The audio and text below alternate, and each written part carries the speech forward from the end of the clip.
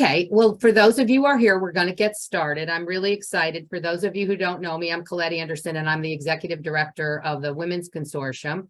And my co-sponsor of this meeting is Shelley Nolan. And fortunate for her, she's presenting at a March of Dimes conference today. But unfortunately for us, she can't be here. But she let me know that as soon as the recording was available, she will be listening to the meeting because she was very excited to hear how this was going across the state. And I see Rebecca from our planning group is with us today. Jennifer Lombardi from their team is here. So they'll be hearing from you as well.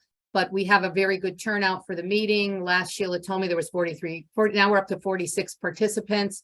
I want to just give a little overview about what today is going to be about before we launch in. But prior to that, we usually open it up in case there's any agency announcements that anybody wants to make that's in attendance at the meeting. So if there are any participants who want to announce something going on in their organization, or that you want to make sure that the Trauma and Gender Collaborative knows about, now would be a time to unmute and let us hear what your announcement is.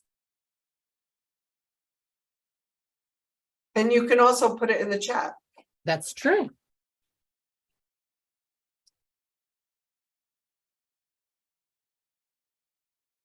Hearing no one and seeing no one's hand, we'll get started then.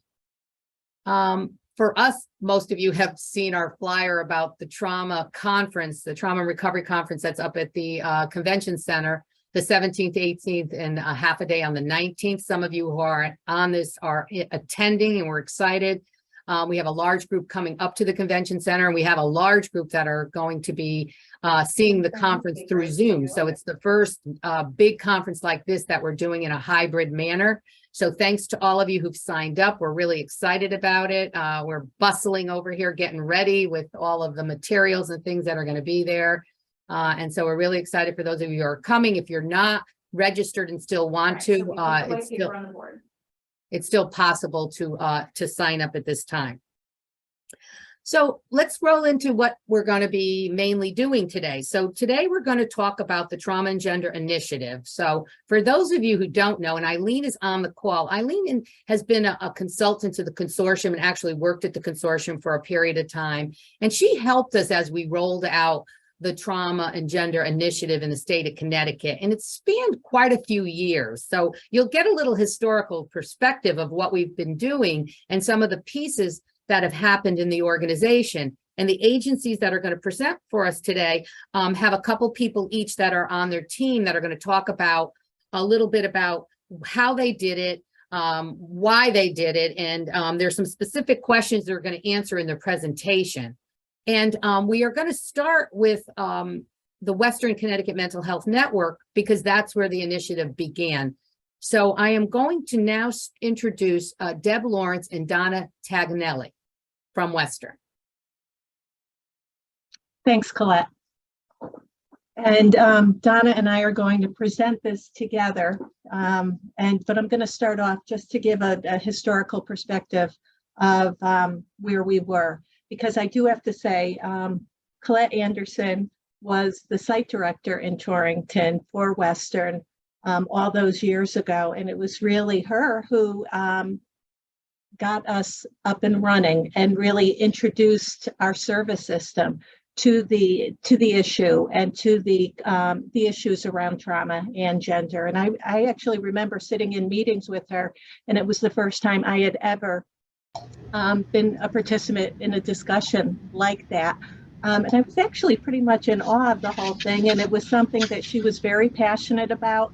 And she was really the driver and the leader for us at Western. And it turns out actually for the state. So so just full confession, I couldn't even remember everything we did in those beginning years, because it was like if you know her, she's it's like a whirlwind being around her when she has ideas. And so, she did a lot of the work that I wasn't aware of, but we talked recently about it.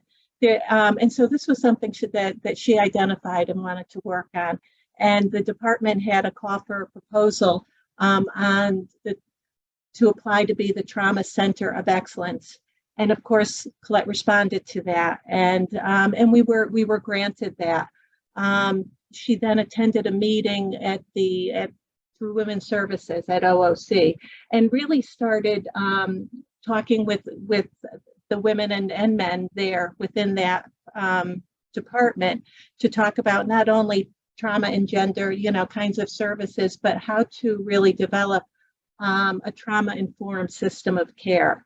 There were dollars that were provided, and we used a consultant, Roger Fallett, and he actually guided us through that process to look at how to go about doing that.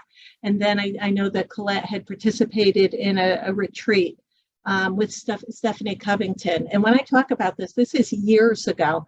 I don't remember how many years, maybe 18 years. I don't know if it's a little bit longer, but it's around 18 years ago that Colette had been working on this, and that it started being developed. There was a kickoff for our service system at the University of Connecticut for the TAG initiative. And we started ensuring trainings for our staff. What we call Trauma 101 was developed. And it was provided for all the staff. And to be honest, it continued up until the pandemic hit. And so, I've been in discussions with Donna and others around how are we going to revive this and get it up and running again. Torrington used a self-assessment tool to really look at how they're providing services. Are they in fact trauma and gender sensitive? And it got rolled out in Torrington, quite honestly, because Colette was leading it, and she was the director up there. And then it went to Waterbury and then to the Danbury site. We developed groups and champions for each group within the whole network. So each site, Waterbury, Torrington, and Danbury, had a champion. To be honest, with staff coming and going, we lost our champions. And we recruited more, but we were in a little bit of a lull, mostly around during the pandemic. We have since revived that. Donna's been a champion in Torrington for a while. Some of you may remember Rosanna Arpaia, who was the champion for years, and she recently retired. So Donna has taken that up, and there's one that's been appointed in Danbury and one in Waterbury. And I really spent time deciding who should be doing this, because I don't want to just volunteer somebody that they have to do this. We really spent some time figuring out who's passionate about this and who would be a good person to help lead the site. So we have since done that. I'm going to go through the questions that you've asked. We talked. One of the questions is about what kind of service system changes were implemented as a result of this initiative.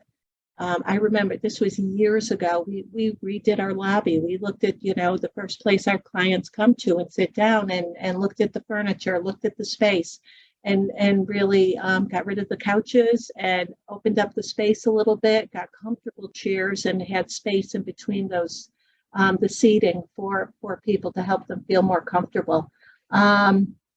We expanded the office space. We started monthly TAG meetings for the staff. I'm going to turn it over to Donna for a second because there were some things that she had identified as well.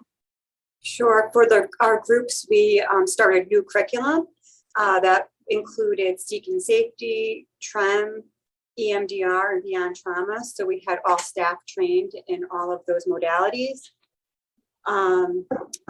We did an EMDR preparation group. So when we first introduced EMDR in Torrington, we wanted to get clients comfortable with EMDR. So we developed a group just educating them around grounding techniques, around resourcing, and really that's how we developed more interest in clients' participation in EMDR. Right now, Danbury, Torrington, and Waterbury, we have 2 EMDR consultation groups that are pretty strong, and they run twice a month. So that is probably our main trauma modality right now. Aside from that, we also we had prior to COVID, we trained our staff on Trauma 101. Rosanna Arpaia and myself trained all the staff in Torrington, and then we took it on the road, got to Waterbury, and then COVID hit. So that's somewhere we have to kind of pick up. We've also given clients choice when it comes to the recovery planning. Clients developed a committee where they developed a form, which it was sort of a template for their recovery plan, which they gave to a loved one, whether it's a significant other or mother, father, and they asked that individual to help them develop a recovery plan. And then the clients would take that back to their team in their personal recovery plan meeting, and they would incorporate that into our Western recovery plan. So clients had choice as to what was written in the plan. And it wasn't a plan that the staff wrote for the clients, and we still don't write them for the clients. We allow the clients to write the recovery plan. And along those lines, we look at our intake process and just treatment. We allow clients to choose when they come in for their appointments, you know, what's most convenient for them. So we do offer a range of appointment times. The other thing we added to the waiting room, and you may have mentioned this, but I was looking at my notes, so I apologize if I'm repeating what you said. We put a TV in the waiting room. Thank you. And with that, we advertise all the groups that are offered, but also there's a self-care calendar in there that talks about it's half an hour daily kinds of things that people can be doing and utilizing that. Some of the tools that we use, you mentioned the self-assessment tool, the kinds of treatment that are being offered. Now it varies depending on site to site. Donna mentioned DMDR. We also offer TREM, Seeking Safety, DBT, and ARC, and that's used primarily with the young adult services clients. What is next? Hold on. If we could have a refresher for our agency, what would be of most value? So Donna and I have spent some time talking about this and thinking about it. And I'm actually pretty interested in the fidelity model that the Women's Consortium has recently developed. And I know River Valley just recently went through it.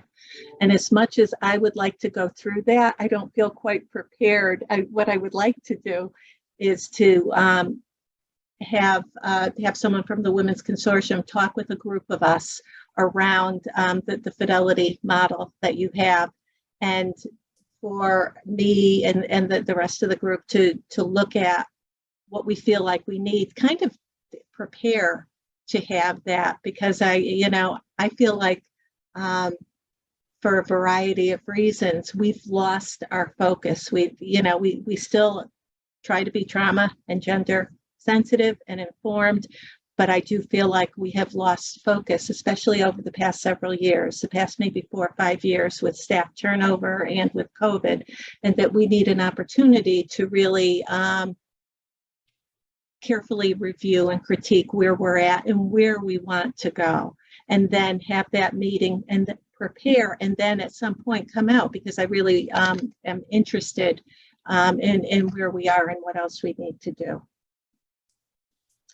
Is there anything that we left out?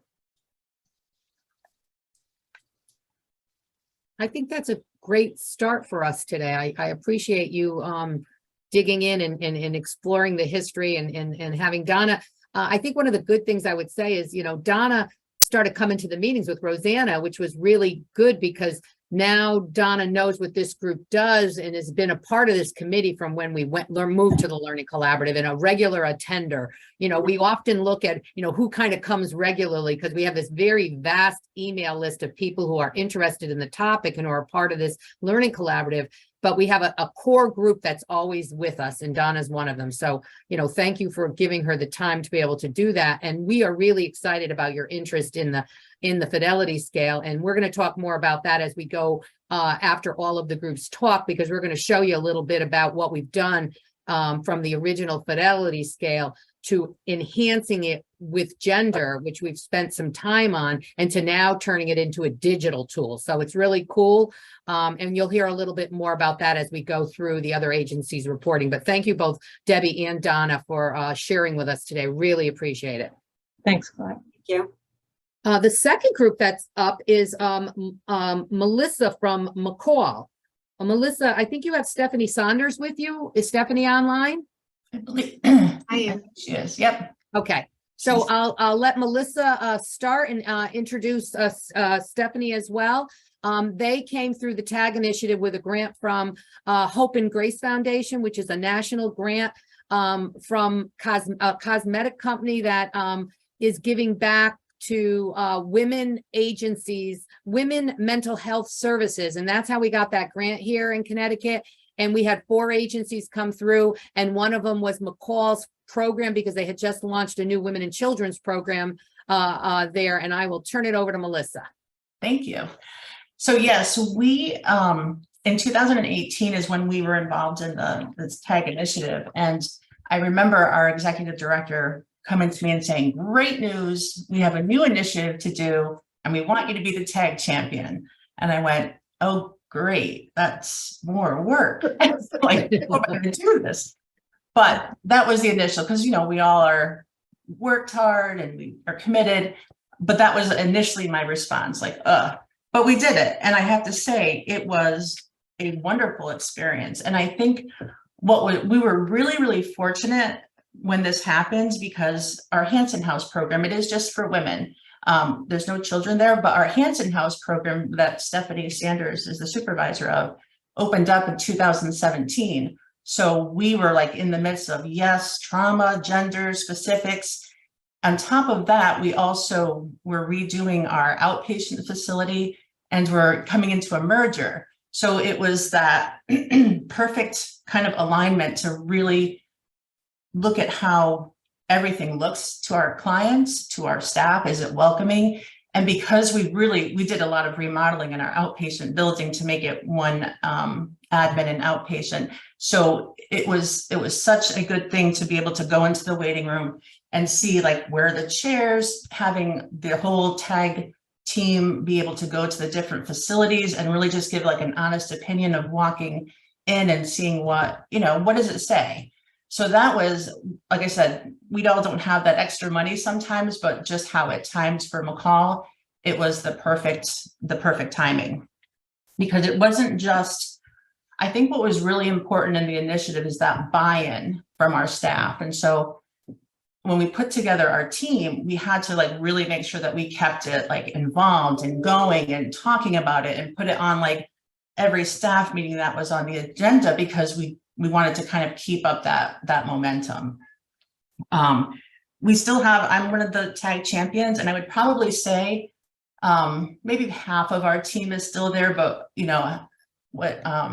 I'm sorry, Donna had shared, we had the same problem with staffing because people left, new people came in. And so it was really trying to keep that level of motivation and involvement and make sure it was on the forefront with all the staff.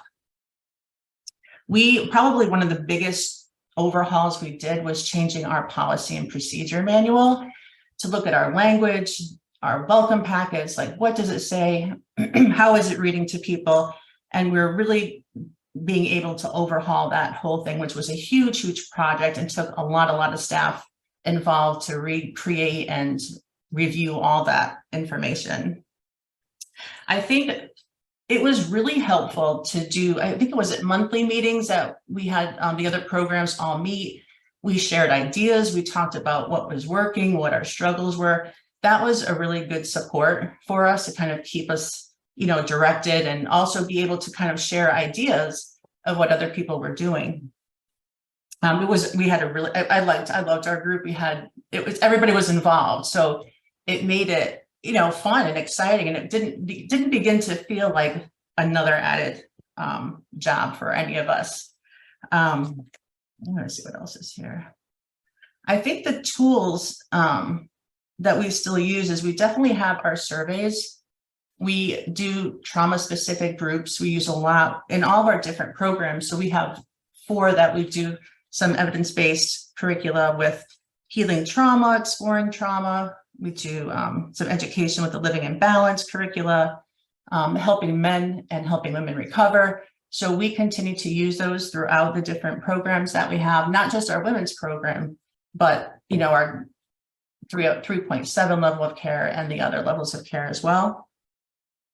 As far as they talked about the refresher, like what would be the most value, I think if we continue to have like not monthly, but maybe once or twice a year, sort of like a recap, a regroup, where are we, what are we doing? That might be sort of helpful to kind of continue, make sure that we are always having the trauma and gender specific issues like right on the forefront. That would probably be my suggestion to kind of continue it. I think probably the hardest thing that we struggled with was we really wanted a consumer to be part of this whole process. And we did.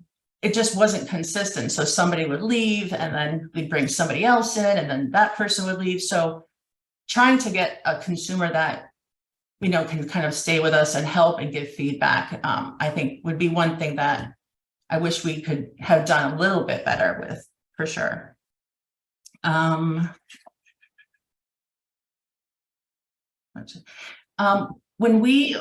think when all this was going on, and like I said, we did our policy and procedure, we also kind of expanded it to like interviews as well, like really making sure, what do the staff know about trauma and gender issues? What's their experience with it? What brings them that passion? And so we also trained a lot of our staff too with EMDR and took, have a supervisor that can provide that ongoing supervision for the staff that are trained to do that. What else? I think when we did our ending and all of our groups presented at the consortium, it was wonderful because we all had our groups, but we walked in and I can't remember which program it was, but they all had these matching t-shirts. And I was like, oh my gosh, we got to step up our game. Like, what is happening? So that's what really helped, is just the involvement and keeping people excited. And always, like I said, we bring it up weekly in our staff meetings. And where are we? What does things look like? What are we, bringing a client in once a month as well? Like, what's it like for you? We do a lot of surveys. We still use the client surveys, kind of like chopping it a little bit, because what we were doing is we were doing it at discharge and then after they left. But what we did is we're like, we have to do it while they're in treatment, because if we can make some changes, let's do that right away and talk to the client about, why they felt like this. The secret shopper, that was very interesting. It was, I think Stephanie actually was the staff on duty when the secret shopper came. Tell them a little bit about what the secret shopper does, because some folks don't know about that. So the secret shopper was someone involved in the Women's Consortium, and they called, and it was sort of like, how long does the phone call even get returns? Because we like to think that we do a great job and then maybe we don't. So that was a really good experience. So it started from her screening and then doing the screening and what that was like, and then actually scheduling for her for admission. And it was done in the morning, so we wouldn't like lose a bed or anything like that. But then they came in and they did that whole process. They did the intake. What was it like to first walk into a building? Like, was it welcoming? Did they feel like, this person was attentive to them? So there was the good and the bad, not the good and the bad, areas that we could improve on, and then some areas that we did really well. So that was very interesting. It was a little bit like, oh my gosh, when's it coming? Who is it? Is this the screen? But it really was a very good learning experience, because you have somebody from the outside really saying, this is what it was like for me. Doing that was, as much as it was a little stressful and trying to plan, it was wonderful. And so because of that, we sort of like once a month kind of go around the programs and try to remind ourselves, like, let's look at it from the eyes of somebody first walking in. So we've really been able to like hold and have that continue to be a really strong piece for our organization. And, like I said, not just the women's program, but all the different levels of care. It really it's trickled down. And I have to say, the staff, getting the staff to be like, all right, like this isn't just another, extra piece of work that I have to do. It's something that I really feel passionate about. It's something that I really want to make sure that clients are feeling, warm and welcome and not judged. It was, I can't say enough. Like I've been to other initiatives, some are good, all right, we take some pieces. This experience is still growing strong. And definitely the areas that we still need to continue to do, but we still like the trauma and gender right there. We did posters, we did, it was really a great overhaul for us. I think Eileen came in, trained the staff with trauma. And I think it's just remembering, because we all have that staff turnover, to kind of maybe get back and do those basic 101s and remembering, that we're having a lot of new staff come in. So let's kind of bring them in and show them how we do things in our organization in regards to the, the different trauma and gender issues that our clients come in with.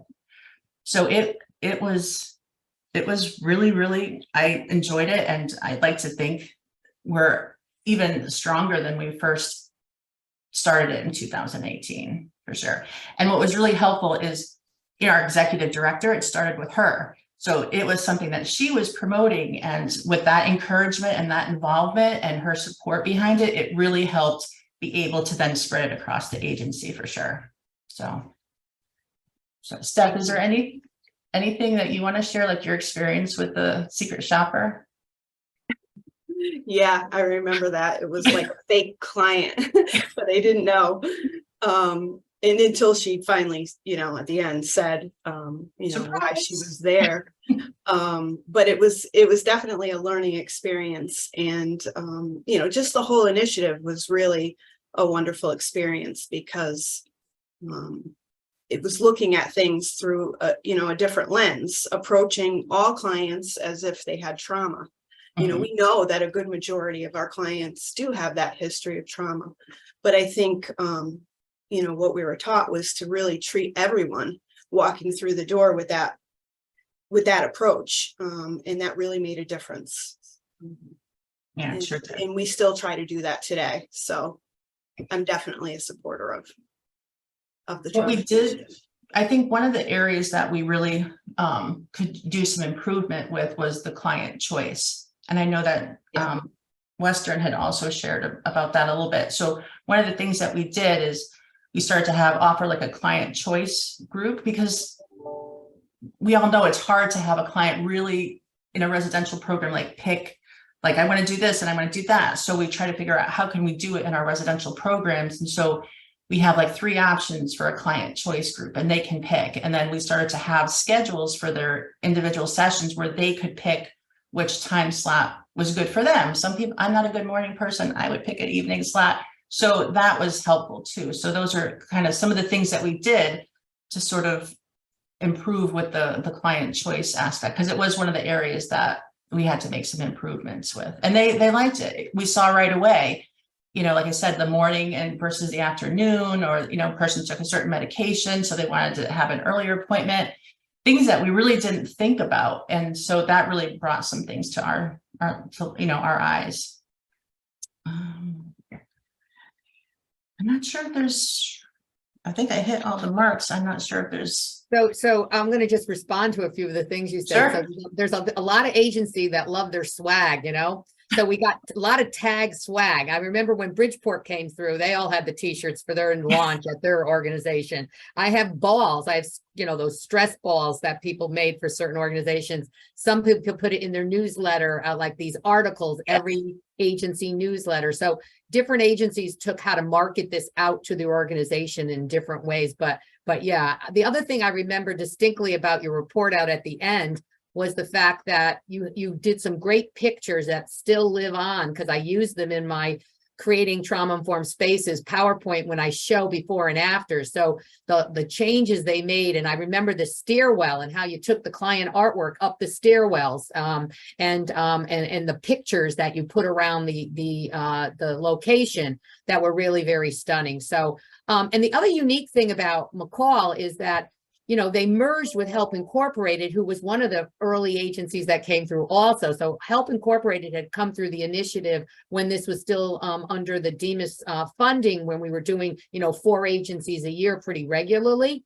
or every 2 years, I should say, because the initial process was a 2-year process. And when Melissa's group came through, because of the grant cycle for that, we reduced it to 18 months. And we felt the 18th month with some changes in what the consultants did when they went out pretty much stayed the same. The person who was the secret shopper for this cohort, because there's been different secret shoppers, Kelvin Young has been one, Linda Lantini has helped me get consumers, but Allie Kernan, who presented at the last meeting, I believe, she was on our panel around women coming out of incarceration. Allie Kernan was the secret shopper for this initiative, and also will be speaking at our conference in a few weeks. So she's Nice. a phenomenal young woman, and she was going to treatment centers, as somebody who was actively using and pregnant and needing treatment, and so that was her perspective as she went to the women's programs that she did the secret shopper for. So that was pretty cool. So thank you, Melissa and Stephanie, for sharing with us today. That was really good to hear how things are going. Thank you.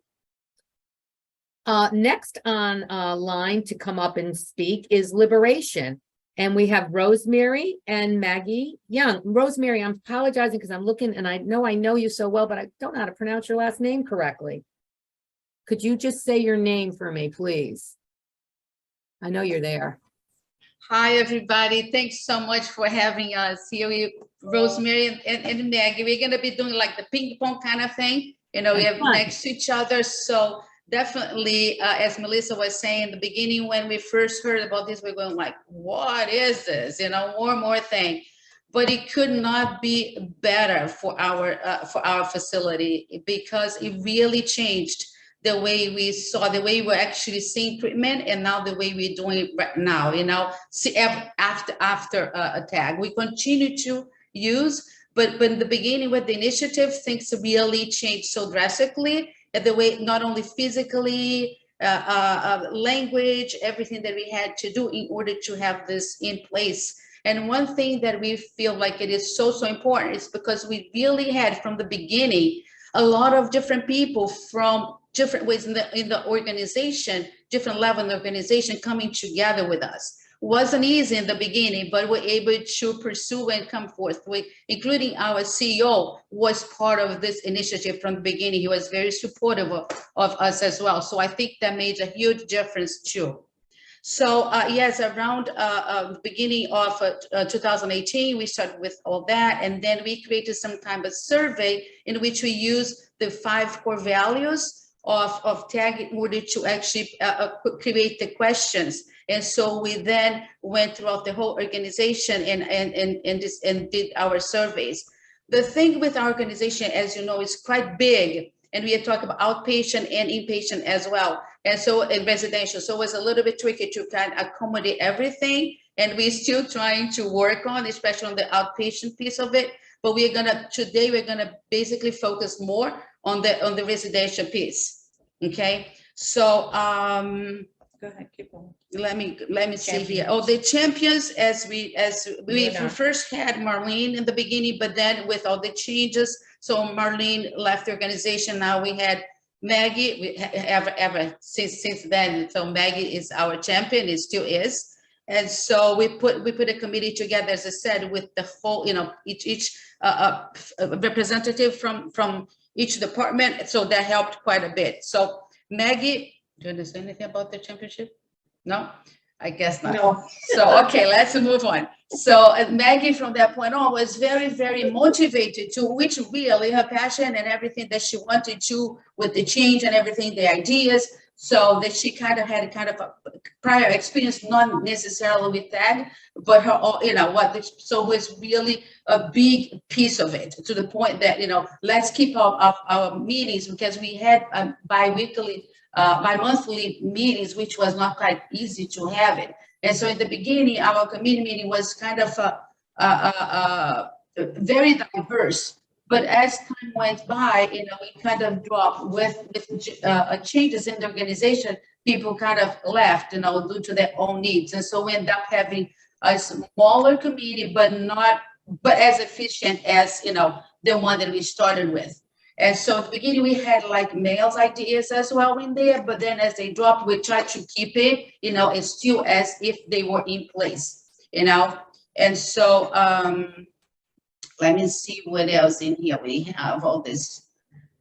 We also had the tag corner in our newsletter that also helped, you know, kind of promote the whole thing of what we are doing. And FERP was always kind of the embryo, like the sample to, you know, all the other programs in the agency, which kind of made a big difference. So we did have to kind of live up to that as well.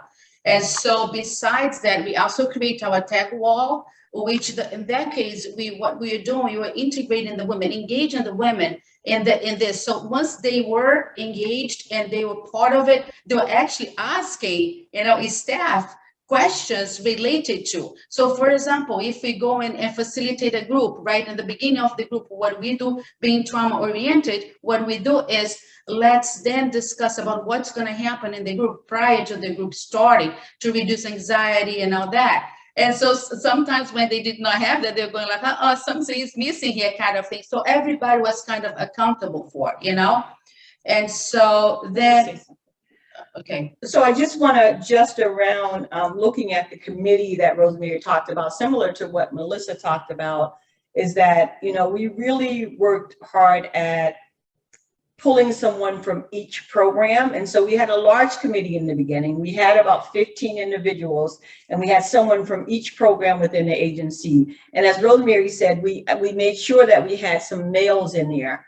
Our HR department was a part of it. Our quality department was a part of it. We also had the development department that was a component. And one of the other areas that was also mentioned was through the biopsychosocial DDAP. In there, we've always had one question that asked about trauma, but then what we did was we were actually in the process right when COVID hit, and our meetings kind of lowered and our attendance lowered, and then our co-chair, he was the outpatient person, one in Stanford, one in Bridgeport, one was bilingual, the other one was Caucasian male, and we created like this leadership, having the males from the outpatient be a part of that. And so we were looking to, and we want to do this still, we were looking to have, that question happens at admission, but we want to set up a tickler so that at 2 weeks, the counselor gets an alert. So they go back in now and they ask more intense questions about the trauma experience. Because right now it's just asking the question, it's asking whether it's physical, emotional, sexual, things of that sort. So we want to have that so there's a time to go back in and talk about it, to minimize a person telling the same story over and over again, but at the same time to be able to actually open it up and then get some care from that. And Rosemary will also talk about the, when we talk about some of the other things, is this video that Eileen shared with us that is just really, everyone needs it and everyone needs to use it, and it's just so simple. And one last point I just want to make before I shut up is to Melissa's point around the those of us who were in our cohort. I feel like that really we really like were able to support one another along the way, and then the learning of what it is that the other programs were doing that we weren't doing, you know, that whole piece of it was really, really helpful. Yeah, knowing Meg, we know that she's not going to shut up, but let's just pretend that she will. So anyway, so the tickler was really, really important because we did not only kind of, you know, ask the question and leave out there. We want to follow up with this. And so that was really important to them, especially for outpatient, because with us, we're very close to them. We're with them every single day, and we kind of have a sense and we can address, but for outpatient, we did not want to lose that. And the opportunity to then talk about and process and see how can we do, what can we do, how can we help, right? And so then the biopsychosocial, that was the question that was asked in the intake, as well as the tickler, as well as the following up. So then the policies also, we changed the language. A lot of our language was kind of old jargons that we wanted to change to. And so we also took a look at that as well. So specific tools, the training, the video that Maggie mentioned, the Eileen's Russo's video that she shared with us, that we kept using, fantastic. I think we really have to use it as well, because it was a good way to start a conversation, you know, so that was a good thing to have it. And even from interviews, remember they started to use that in interviews. Right, yeah, they did. And then we use it in a staff meeting too. And then we had our tag members were also going to different programs to discuss about, you know, the trauma 101 as well. So what we did, we select a couple of, within our committee, we select a couple of subcommittees to go to different programs to then talk about that, talk about trauma. Because then why do we do this? Because we come with a different perspective, right? We come with a different view. And now we're not only gonna share our own experience, but also learn from you too. And so it's going to be an exchange of experiences. So we did that as well. Actually, we had that kind of started, but and again, with COVID, everything kind of stopped, which really was, you know, a shame, but it happened. Then refresher, yeah, definitely trauma 101 training, staff care training as well. And we do the surveys. I think we could really refresh our committee. We are trying to pick it up again. As Meg was saying, we lost a couple of people along the way. We want to kind of make sure that we kind of restate everything back again, you know, and hopefully with the same strengths that we actually had it, maybe not with the same number, but of course with the same strengths, because the passion is here, you know, and we want to, we don't want it to die. And so, and then the other thing that around our committee is that we actually, right before our last in-person meeting, what we had decided is that we're going to include our culture, humility, or diversity, equity, and inclusion within our tag meet and our tag committee. So it's going to be one committee which will have that component to it. And so we're doing that. Our agency probably has maybe over 50% of the staff are new staff. So this is a good opportunity to really reach out and, you know, to get like a poll on who would be interested. Again, making sure that we have someone from each site who are a part of our committee. Again, to Melissa's point around, you know, with the person with lived experience, we were lucky in the fact that we actually enrolled a lady who was still in treatment with us and was going to be completing like a couple of months after, and she stayed with us through the committee. And you know, we had to be creative, and so we paid gas for her to come back to the meetings and things of that sort. And so she was actually consistent in there. You know, she later overdosed, you know, so we needed to, you know, go through that with like the women. So that was another way of really talking about trauma and bringing that into. Rosemary didn't mention yet our trauma group, which actually happens weekly, and the trauma wall. She'll talk about that. But like the having a person with lived experience was really valuable to us, and we think that that's really, really important to be able to make sure that we have that again as well. Right.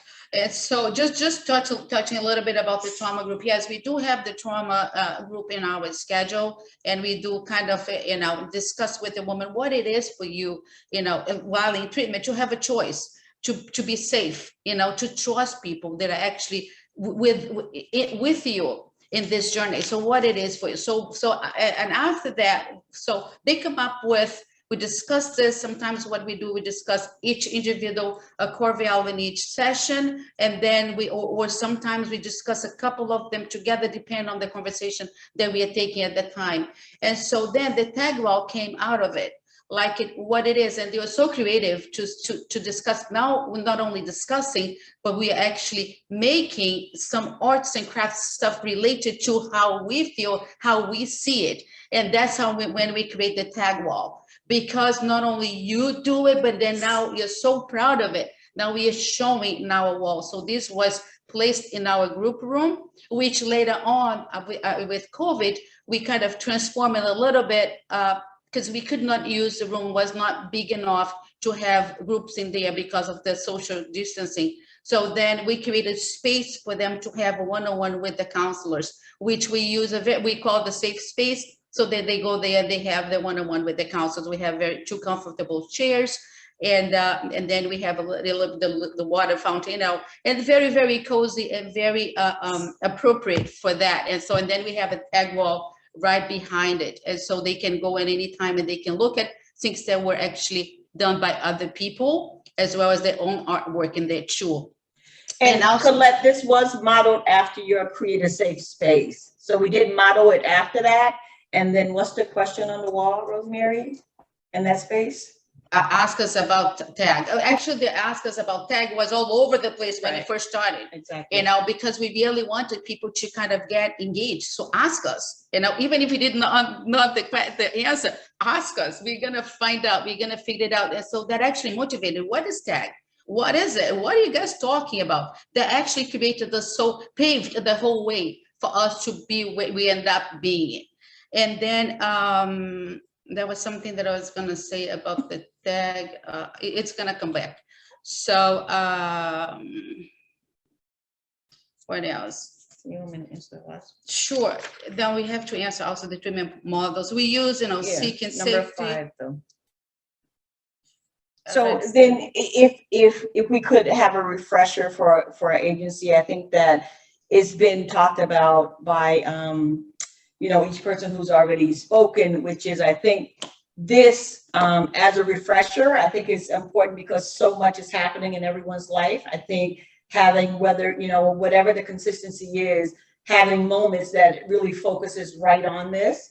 And, you know, having that, I think, is really, really important. The other thing is that, you know, I think the technical assistance that we had for that 18, 19 months really kept us focused.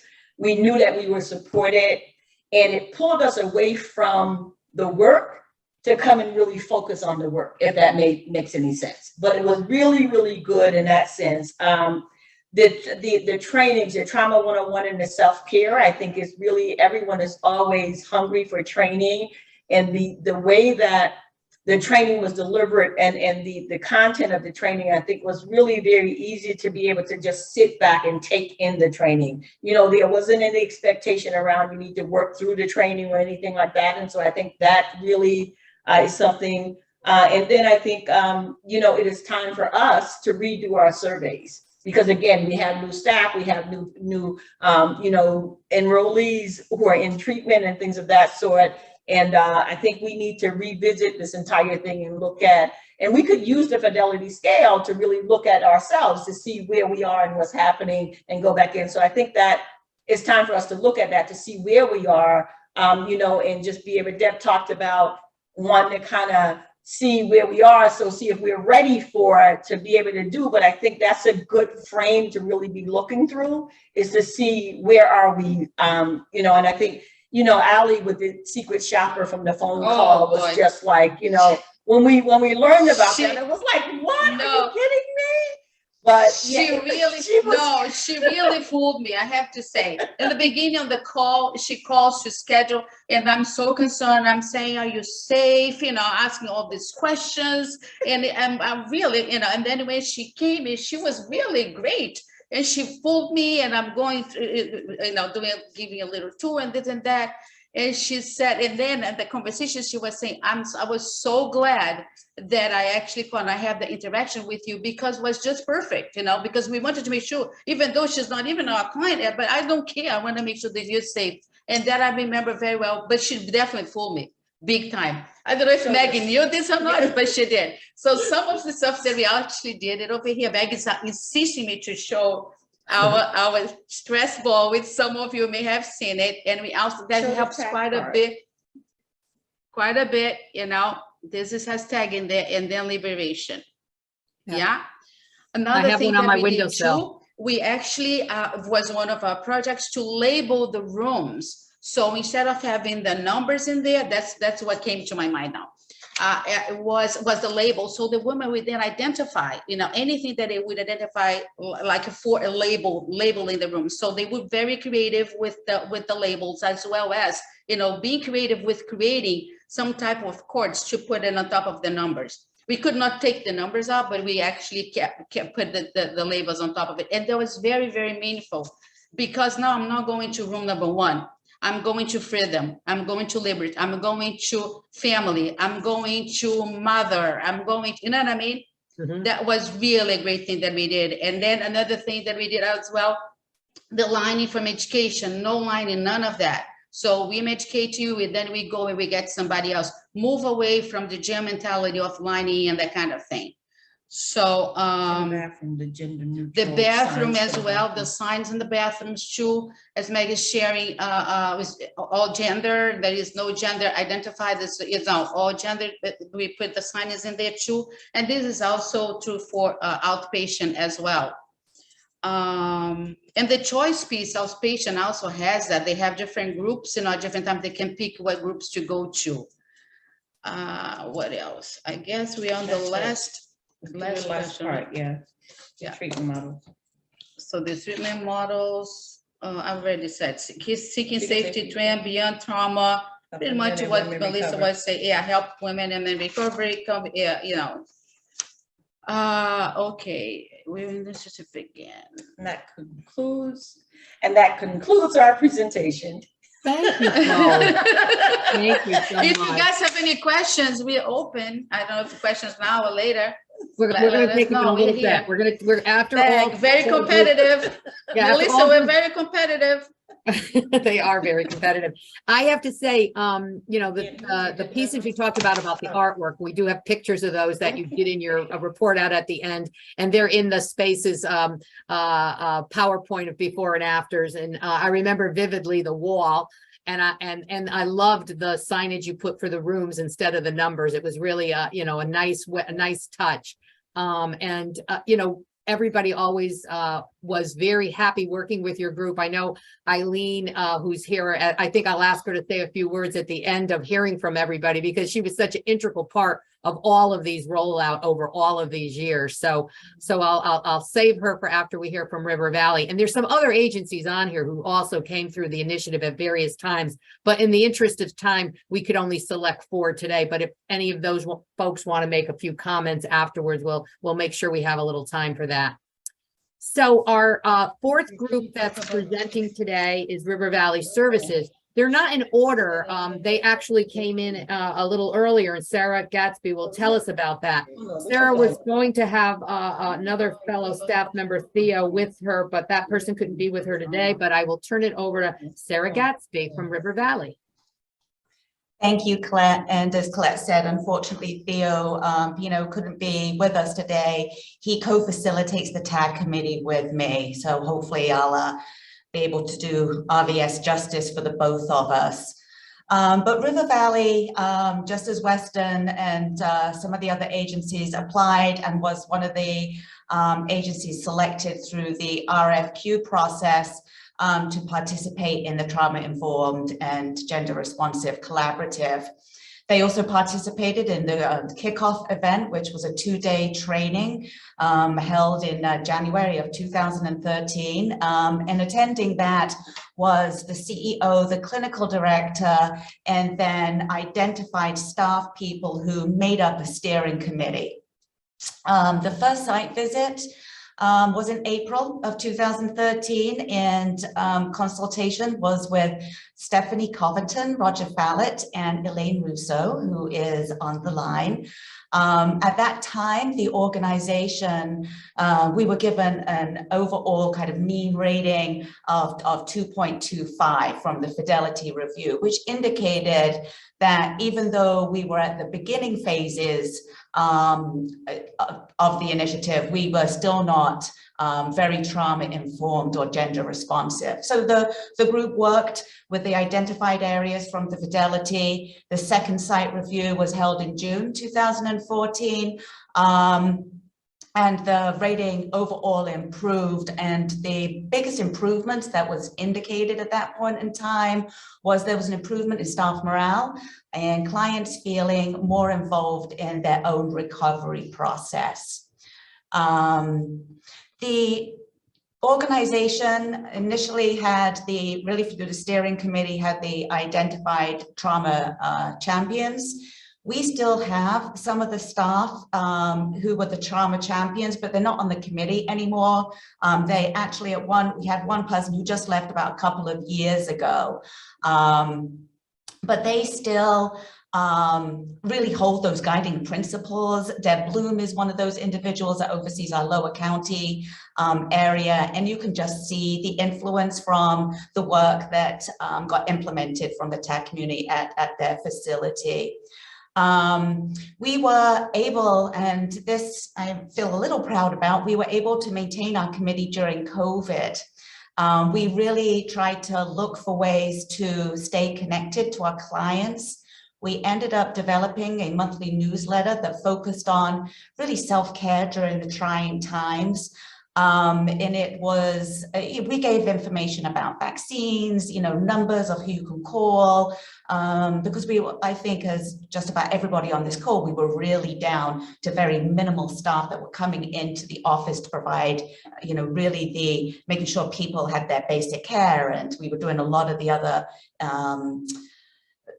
support over the phone, but we also replicated this for staff and ended up through email putting out a lot of different focus on staff care during COVID that could support people kind of in the work they do. And I think people also will probably remember during that time there was, and still is, but really tried to make it current with what was going on in the world. And there was a lot of civil unrest at that time. So there's like one newspaper article that we ended up putting together about the importance of staying informed, but also trying to disconnect yourself or for your own kind of self-care and not being bombarded by the horrible kind of ongoing images.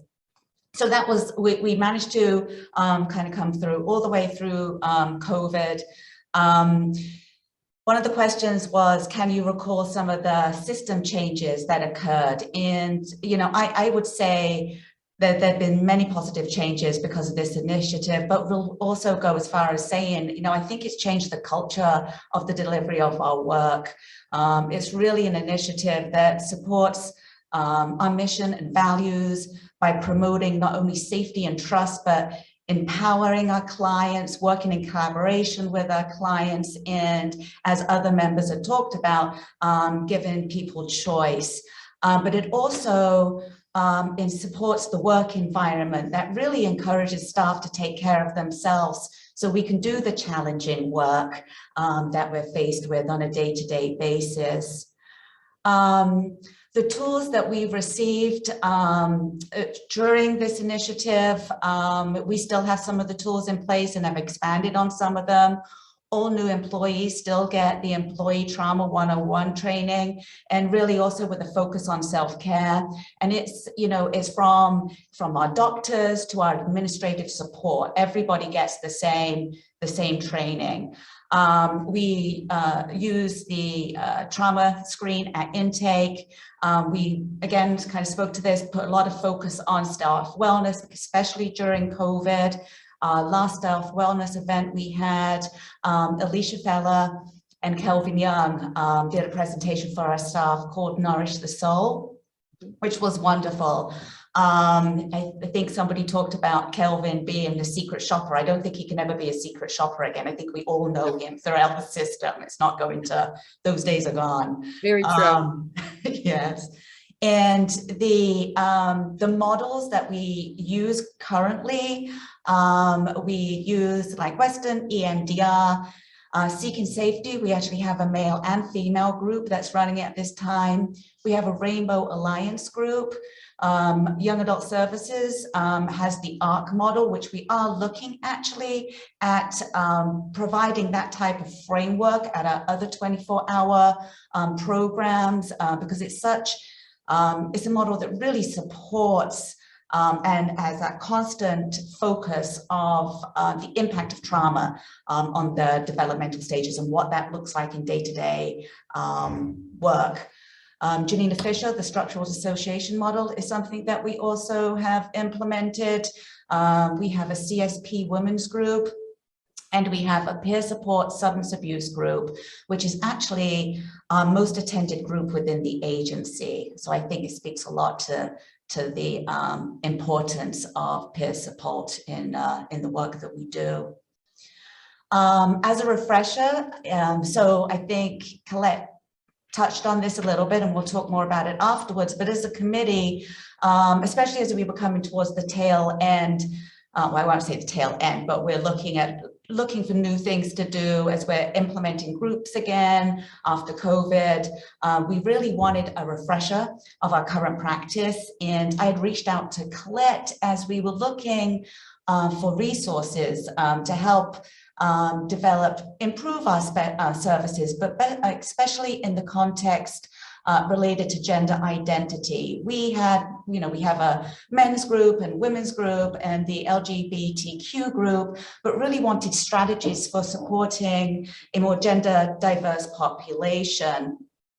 And it was really, they asked about what you value the most. And this was based on our values of wanting to promote a culture that was inclusive for both those we serve and the staff that work at River Valley Services. So Colette shared that they were beginning to work with a tech company to update and develop an electronic fidelity scale model. And I jumped at the opportunity for River Valley to pilot, really looking at it as an opportunity to identify areas of development that we were really wanting to do, but also looking to see what we're currently doing well. So with doing this initiative again, it's been in January for River Valley Services. It will be 10 years since the kickoff. I think leadership, agencies have already talked about this. I think leadership is central to organizational change and stability. My suggestion for revitalizing the initiative is pulling in key leaders again that really have the excitement and are energized about the initiative, really know the importance of this work and how it really has influenced, I believe, that the work that we do on a daily basis. The organizational assessment is key. So that fidelity tool, I think, is key for informing and guiding agencies on their current practices. And for us, what it helped do was looked at areas that we wanted to develop. And then as a committee, we put together really kind of prioritized specific obtainable goals that we could do as a TAG committee. And I think which is helpful, and I think stops kind of committees wavering if they're not feeling like they're not making, like, what progress are we making as a committee when we come together. This kind of gives us tangible steps that we know we're making strides towards creating a more kind of inclusive environment which upholds all the TAG principles that we started with. And I think what's also helpful is that it's going to help us try to stay current with the best practices in trauma-informed and gender-responsive care. So that was another guiding kind of push for us to want to go through the pilot fidelity review again. But I can't say enough about this initiative. I love the framework. I love how it supports the work that we do and how we treat and support the clients that we work with. So thank you. Thank you. And it was a pleasure to come out to River Valley. Kay, who's on the line, joined me, Sarah, and Theo, who did, the process out there using the new tool. And we'll jump in and talk a little bit more about that in a few minutes. But before we get there, I want to first see if Eileen has any, kind of reactions to hearing from some of these teams that you worked with over the years. Please just share your reaction to hearing from folks. Well, when I was listening to Maggie and Rosemary, but I wanted to focus on Maggie. Maggie and I have been involved in this for 22 years, and Maggie never gave up. Mm-hmm. It was actually 23 years if we want to count the end of 1999, because that's when DMHAS started making noises about trauma and we all just wanted to run away. It was different then. It was just being trained on, one of 4 specific treatment models. But really it's been you know, this has never been the flavor of the month, right? And, you know, and then, you know, of course, Colette came on and you know, everything, you know, the focus changed to being trauma informed, and, you know, we're still hanging on to that. So I'm really, just really, first of all, excited that there's so many people on today, and to hear from everyone. And for what Melissa said from McCall, that, you know, the executive director was the one that really, you know, I don't want to say push this, but probably was at the time, but was really involved. And I remember her being very involved and coming to the meetings, and, you know, wanting to hear what was, you know, what were the pluses and minuses. And it just speaks to the importance of really having, you know, people right at the top involved. And that was true with Western too, and Colette. And then Deb, when you did your presentations, you said, did we forget anything? And there's something you did forget that I often use when I'm talking to agencies about being trauma responsive. And it is when Western was hiring a new clinical director, and I don't know if that's the correct title, but there was actually clients involved in that process, interviewing and giving feedback, and not just one. I think there was at least 3 people, maybe more, but at least 3 who were receiving services that were involved in that interview process. And to me, that is really, you know, I don't want to say it's the epitome, but it really is a very strong example of what it truly means to empower people who are receiving services. So that's something that always stood out for me.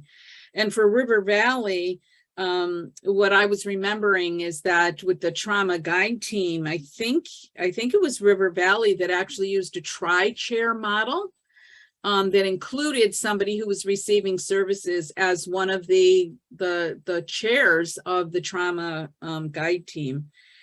And there was a heavy focus with River Valley on staff and staff morale. I don't remember exactly what was happening back in 2014, but there was a heavy focus on River Valley. And, you know, we had many conversations on what supervisors can do and what vicarious trauma is, and that kind of thing. And, I think it was soon after the close of Cedar Crest, and a lot of transferred staff from Cedar Crest came into River Valley at that time. Oh, yeah. A melding of Cedar Crest staff with the River Valley staff that was affecting, you know, the culture at the time. So 'cause I remember Richard had arrived there and he was one of the champions, but he had just pretty recently come over.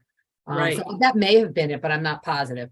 Yeah, I think that you're right, that was a really big part of it. And so they did a lot of work focusing on staff as opposed to focusing on services to clients, but focusing on staff and working on improving that morale. And I remember our last site visit that we had commented on that there really seemed to be a change in how people were feeling about their jobs and about working there.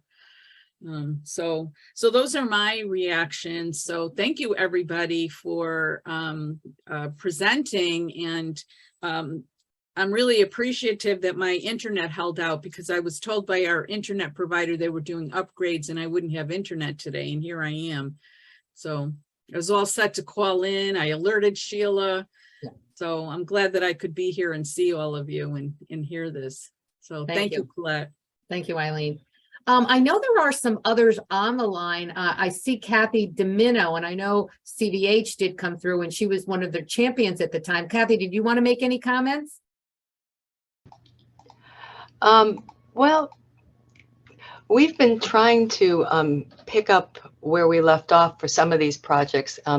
One of the probably most likely to be achieved is the bathroom signage, changing the bathroom signage. So that's been all approved.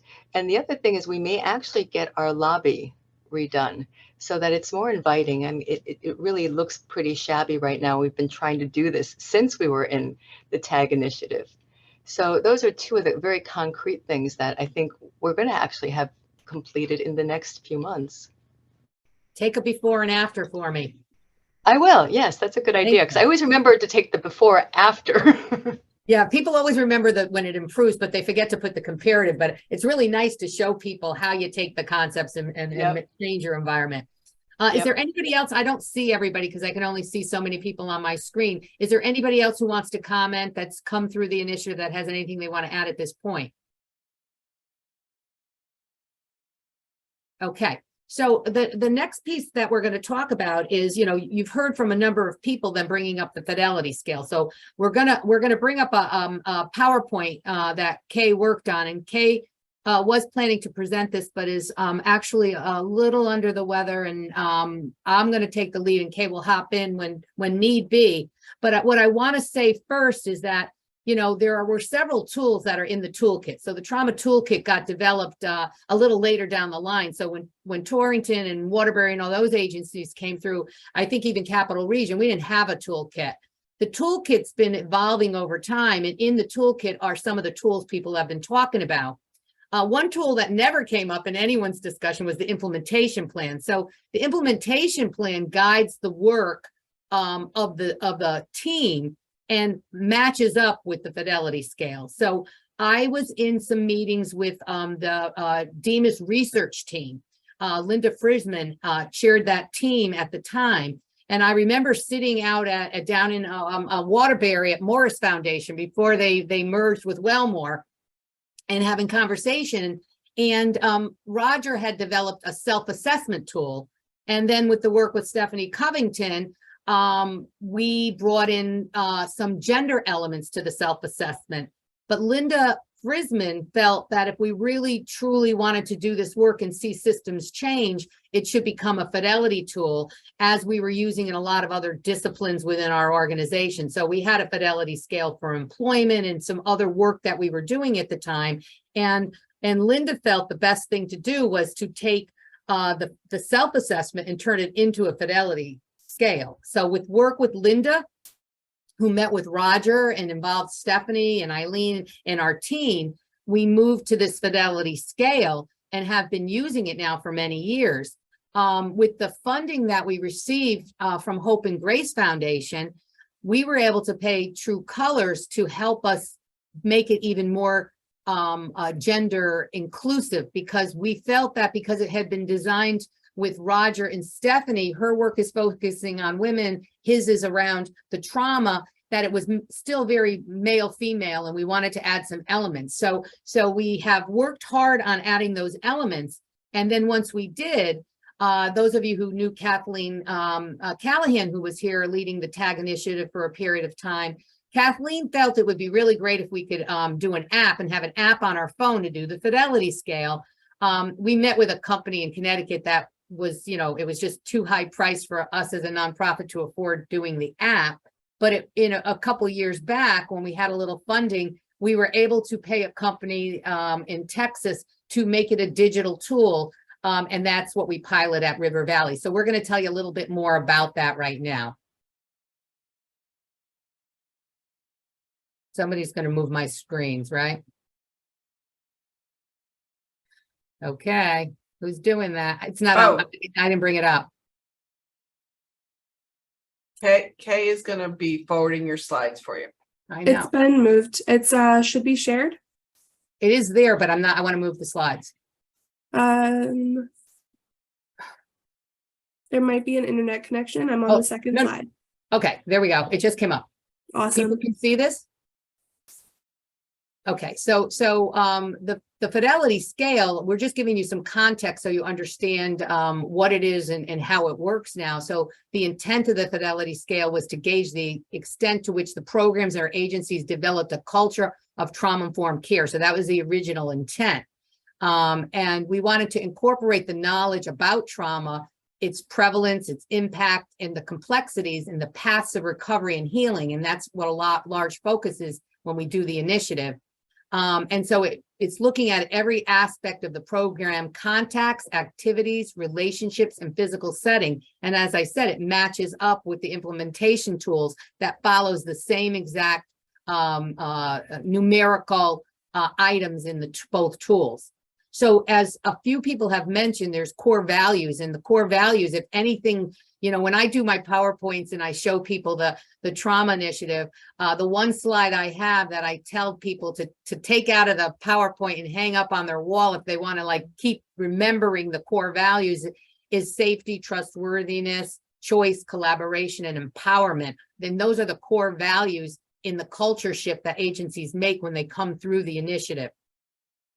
And they're just so important in every aspect. There's an organization, Intercommunity, who had them stenciled on the lobby walls. So people have done different things to kind of highlight these pieces, but people really need to know just how important they are.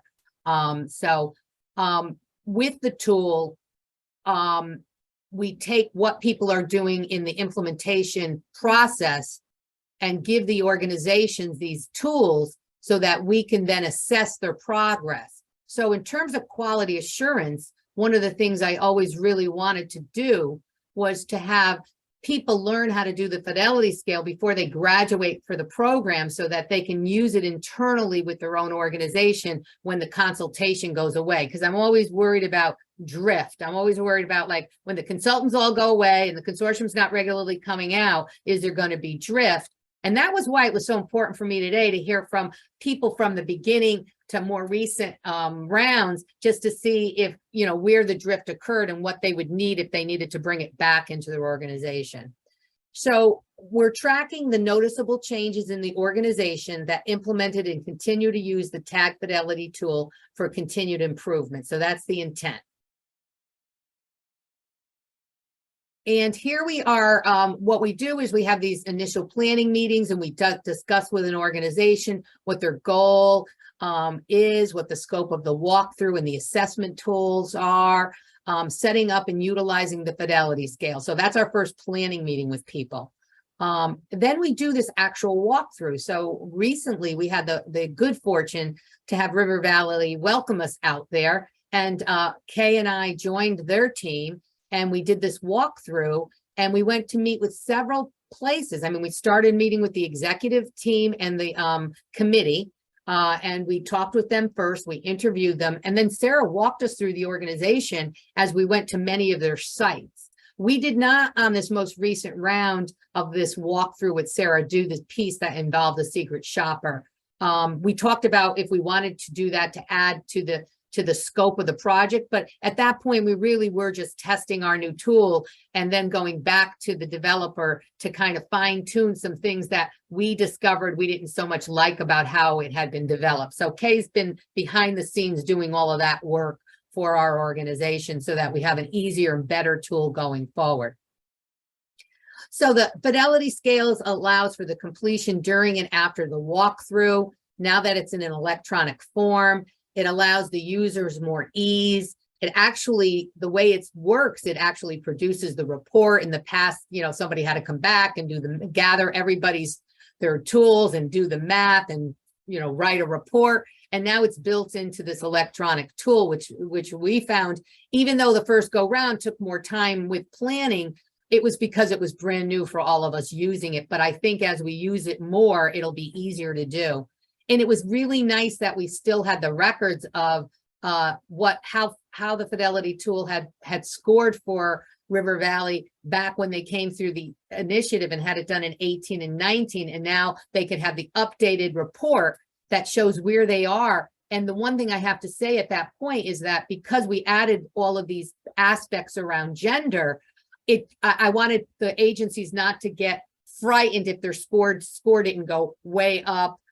There could even be a little slip back, which was not the case at River Valley, because we're looking at more elements. So you can't cleanly look at your score now with your old score, because we're actually using more elements around gender, which could change how an agency looks. The results, we do a wrap-up meeting. We talk about what happened through the walkthrough. We talk about the data that we received from the tool, and then we provide the written report to the agency. So that's what we just completed with River Valley. There's always a possibility of additional planning and wrap-up that's needed depending on the agency, the scope of using the tool, and the needs of the organization. So what are we assessing when we come out? So we have a list of program procedures that we ask for in advance so that we can look at them. We're looking for how much trustworthiness is going on in the organizations for both the clients and the staff. So, you know, as we're walking through, we might ask some questions of some of the staff to just see what their ideas are about how things are going. We look to talk to some clients. We had a wonderful group of consumers that we met with at River Valley to talk about what's going on in the organization and how they're doing and how they feel about what staff's doing. It was just a very, very thoughtful collaboration with them. We look for collaboration of both the clients and the staff. You know, River Valley has this very nice drop-in center on their lower level in Dutton Home, and the consumers who were there, and both the staff and consumers, you could just tell by how it felt that they collaborate a lot on what's going on. We're looking for, is there empowerment for both clients and staff? Are there formal service policies that exist? Trauma and gender screenings, are they doing screenings? You know, Eileen spends a lot of time in the initial phases of the initiative, ensuring that the screening tools are in place and helping agencies that needed better screening tools and actually framing questions for them to use in their assessments. We are looking at their assessments, their service planning, their trauma specific and gender specific services. So we're looking, is there a posted schedule with the groups on it? So somebody coming in who doesn't know about you can see what's going on in your organization.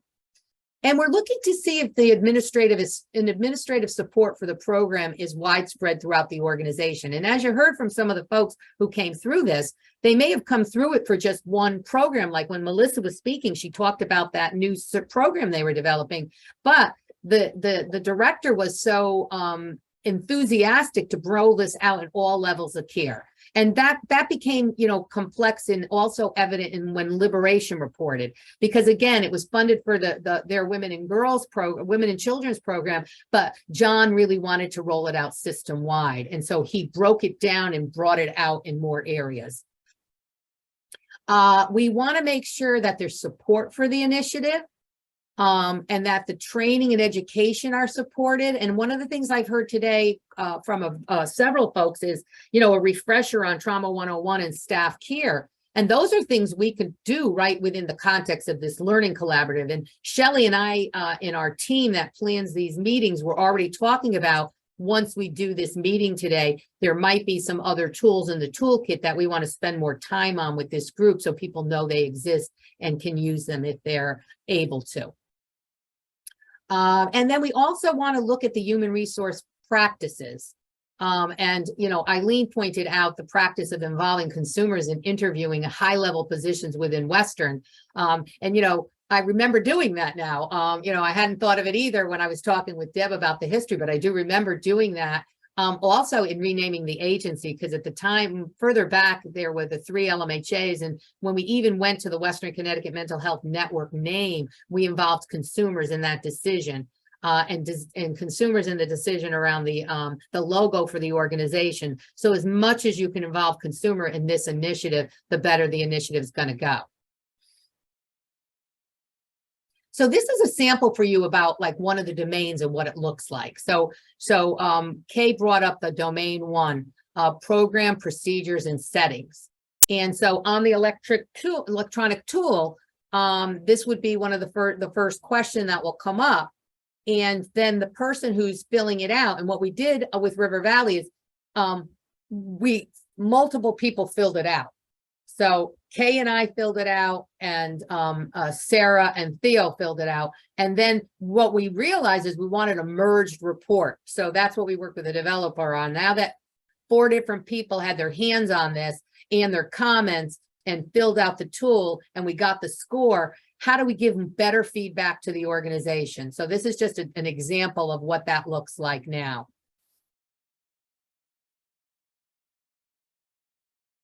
And then the important piece, which is really cool, is the executive summary, because the executive summary includes both the strengths, the challenges, and the recommendation, and how we found that source of evidence.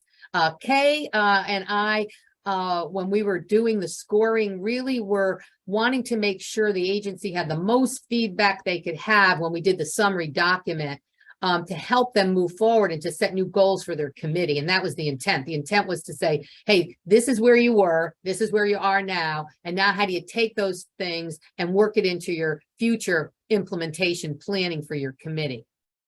So it can be, the way it's set up now, you can have individual summaries and you can have combined summaries. So, so each person completing the fidelity scale can be added into one summary. And certain individuals can get the executive summary or just see the answers. So we even talked about the secret shopper in use of the fidelity scale. We had done some work with Linda Lantini in the early days around, you know, how are we going to tie what the consumer's doing in the secret shopper into their overall score when we do the executive summary for the fidelity scale. And we've tried to do this now where there are sections of this digital tool that the secret shoppers can fill out that will add to the information that the agency will receive.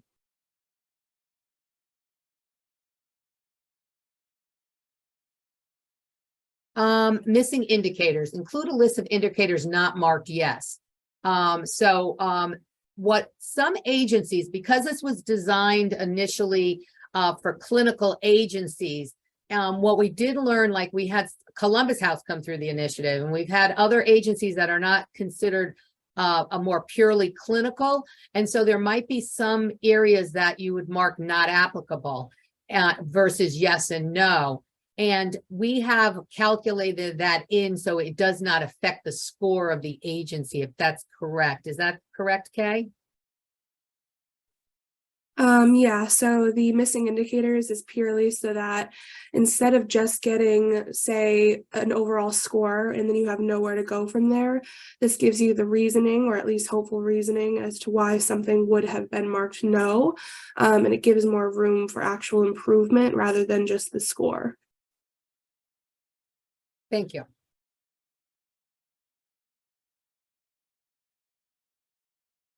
I think that's it for now. So now I'm just going to go back that we can take this down and just open it up for any questions about this specifically at this point.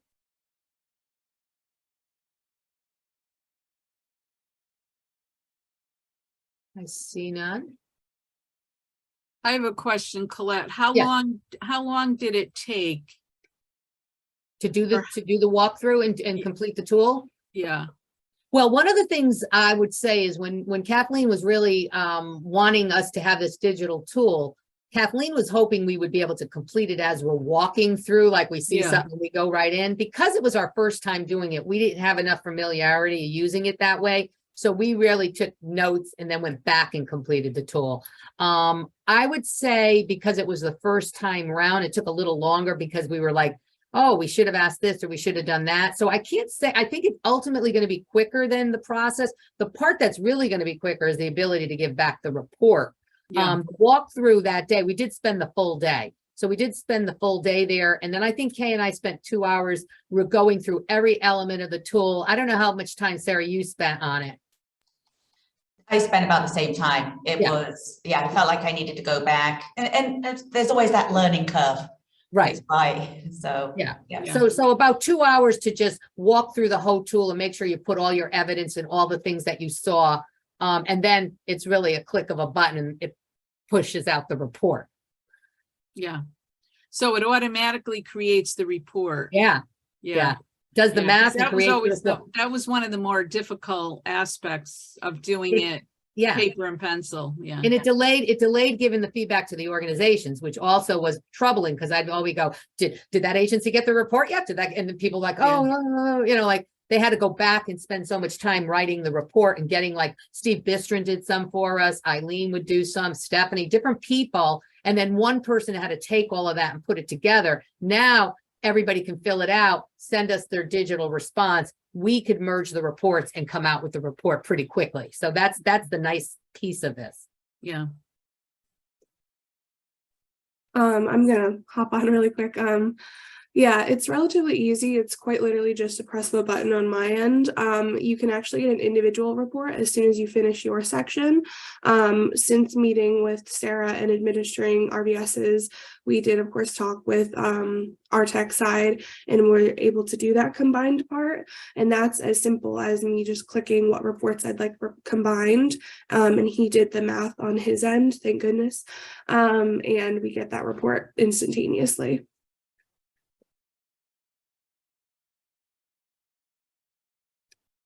So is there any other questions before? So I'm just going to put one more question out there, because, I don't want to assume the group would be interested, but the planning group is always wanting to bring to this learning collaborative what you want to know next. So I want to gauge whether there's any interest in having, say, a presentation where Eileen does the Trauma 101, and not because you need to know the Trauma 101, because then if you were to hear it and be trained in it, you can use it within your own organization. So she does a trauma, a train the trainer model with us also, where we bring staff from various agencies together. We haven't done that since COVID because, a lot of people aren't necessarily ready to come back together, but we're getting to the point we have had some in-person meetings. We haven't had any discussions around this particular committee meeting again in person, but would there be interest in having say Eileen do the Trauma 101 overview for you so that you might be able to use some of that in your organizations would be my first question. Yes. Yes. Absolutely. So people are interested in that. Yes. And then the other part to that is the self-care and staff care component. So both pieces are considered a 2-hour, and with discussion, we usually book them in agencies where we at least book 2.5 hours. So it could easily fit into one of these meetings if people would like both pieces. So I think probably it would be best to do the 101. We kind of always do it in that order, although I think I did one agency where we flipped it and did the staff care because they felt that was more needed. But if people want that here, I will bring that back to the planning group because Shelley couldn't be here with us today, and we would talk about those being some components we roll in. I believe we already are scheduled with our speakers for our January meeting, but we could earmark it for the March meeting and maybe go there to have that presentation for you if you'd like. We always have a team of people who can do it. So I do that training. Eileen does that training. When Kathleen was here, Kathleen did that training. And we have providers out there as well. So there might be a provider who wanted to get involved in that as well. There have been some agents who have taken that training and really customized it to look like their own. I remember a young person, I think it was Easter Seals, Goodwill Industries, where they made something into like a digital, a really very modernized what we did when we gave them the training into something that, was something I personally could never have done. I don't know, Eileen, if you remember that. Yeah, they use Prezi rather than PowerPoint. Yeah. Yeah. So, yeah, it's really, I haven't mastered Prezi yet, but that's what they used. And it was really well done. Yeah. Yes. Yes. Are there any other comments or questions? Well, if not, I want to thank those of you who came on today, Debbie and Donna, Rosemary, Maggie, Melissa, Stephanie, Sarah, for joining us today's presentation. I think it was really robust. I never like to have people hang in there because we say we're going to go to 11:30 just for the sake of hanging till 11:30. So I'll give you back some time into your schedules. A round of applause for all those who were brave to present today. I thank you, thank you, thank you. And unless anybody has any other closing remarks, I think we'll end the meeting. I just had one, and that was really just to thank the Women's Consortium for continuing to kind of hold this initiative and supporting our further development within our organization. So thank you. Thank you for the resources and support. It's nice to be able to reach out to someone like the Women's Consortium to guide our practice. So. Thank you. Thank you so much. Thank you.